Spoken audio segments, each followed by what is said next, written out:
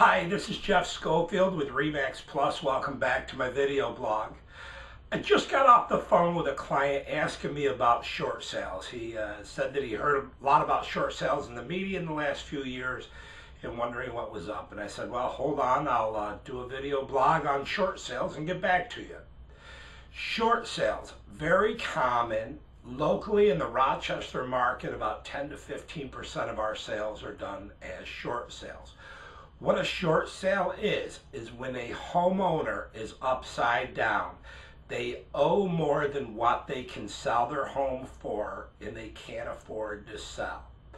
And most of the time, people just sit tight. But what happens when somebody starts to get behind and they've tried to sell, but they can't lower their price to the point where they be able to pay off the bank, they get a few months behind? Well, a short sale comes into play when we actually do get an offer. The buyer has to be a few months behind in their mortgage. We get an offer, we submit it to the bank, and we say, all right, we're going to get you X dollars. It's less than what we owe you, but will you release us from the lien? And with the attorneys I work with, we've had about a 99% success rate.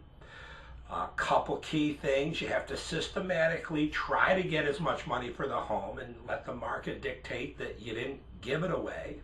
Has to be an arm's length transaction, meaning you can't sell it to your brother or your uncle.